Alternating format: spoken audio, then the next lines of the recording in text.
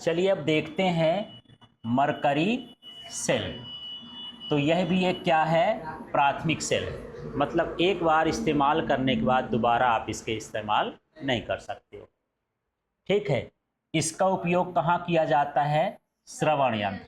कभी कभी देखो कुछ लोगों को कम सुनाई देता है या बिल्कुल ही नहीं सुनाई देता है, तो डॉक्टर कान में क्या लगाता है, मशीन लगाते हैं। अब इतना बड़ा सेल लगा देगा तो मशीन तो बहुत झूलेगी, अब कान भी उसका दर्द करेगा।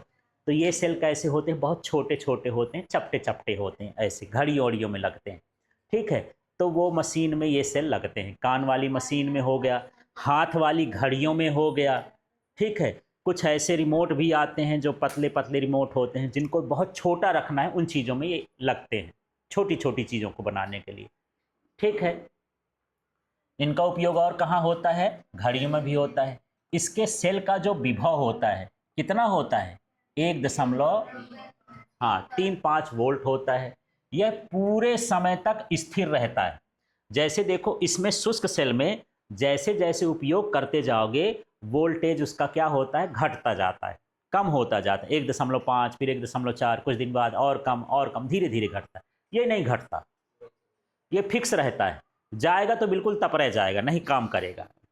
ठीक, एकदम से बंद हो जाएगा, लेकिन जब तक चलेगा स्थिर वोल्टेज दे, एक ही वोल्टेज है। आज 10 दिन बाद यूज करोगे तो 1.35, महीने भर बाद भी करोगे तो 1.35, 6 महीने बाद भी करोगे तो 1.35, उसके बाद करोगे तो बंद ही हो जाएगा। 6 महीने, 1 साल, 2 साल क्वालिटी के हिसाब से सेल चल जाते हैं।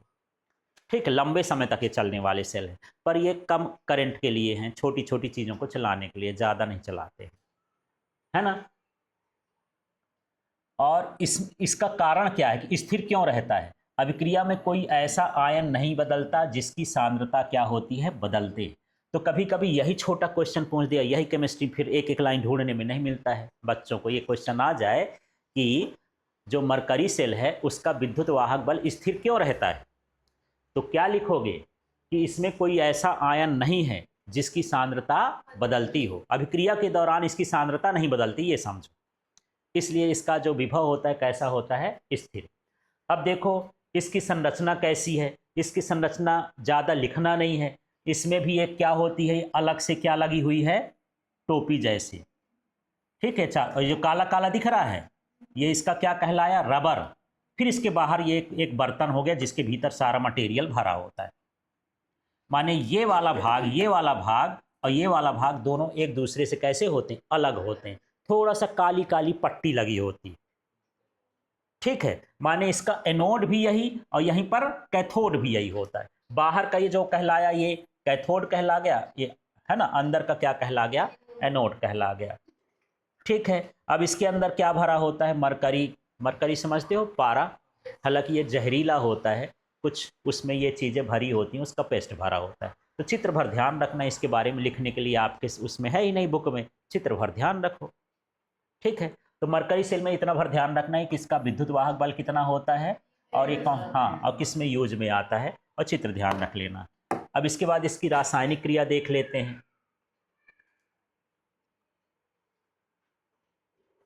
तो यहाँ देखते हैं, एनोड में क्या होता है, जिंक और मर्क्यूरी का अमलगम, है ना। जिसके साथ पारा मिले, किसी का साथ मिल जाए, उसका मिश्रण क्या कहलाता है, अमलगम, है ना। जैसे Hg मिला है इसमें जिंक के साथ, तो इसको हम क्या बोलेंगे, अमलगम। Hg और किसी के साथ भी मिलाओ, जिंक के अलावा किसी और से भी मिला दो, तब भी हम क्या बोलेंगे, अमलगम, है ना। माने पारा के मिश्र धातु को क्या कहा जाता है, अमलगम। ठीक है। और कैथोड में क्या होता है, HgO और कार्बन का क्या भरा होता है, पेस्ट भरा होता है। इस तरह से इसकी बनावट होती है। तो हर सेल में दो चीज तो रहेगा ही, एनोड रहेगा, कैथोड रहेगा और विलयन रहेगा, पेस्ट रहेगा। तो इसमें पेस्ट किसका है, कार्बन का, कैथोड किसका, HgO का, और एनोड किसका है, जिंक, Hg का। यदि ये शब्द, ये सूत्र नहीं लिखना है तो मरकरी और जिंक का अमलगम रहता है। ठीक है।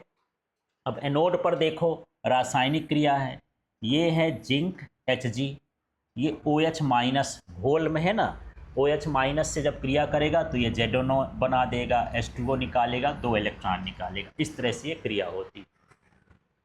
इसमें जल का भी अणु बनता है, दो, ये कितने ओ एच लिए हैं?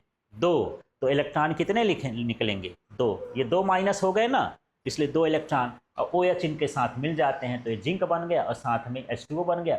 Hg का कुछ नहीं होता, तो मिक्सर है, वो सतह प्रदान करता है, ले जाने का काम करता है। बोलोगे सर जी यहाँ Hg था, यहाँ कहाँ गया?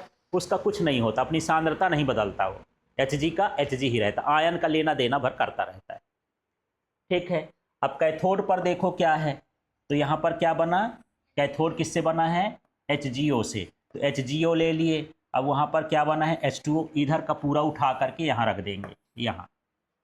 तो यहाँ क्या बच जाएगा? Hg बनेगा और 2OH माइनस बनता जाएगा। फिर ये इसको दे देगा तो ये क्रिया यहाँ होगी, वहाँ इलेक्ट्रॉन दे देगा तो ये आपस में लेना देना चलता रहता है, इस तरह से रासायनिक क्रिया होती। ठीक है। अब जो है देखने से तो उड़ रहा है ना? तो रासायनिक क्रिया को आपको लिख के याद करना पड़ेगा, तब आपसे ये अच्छे से आएगा। ठीक है।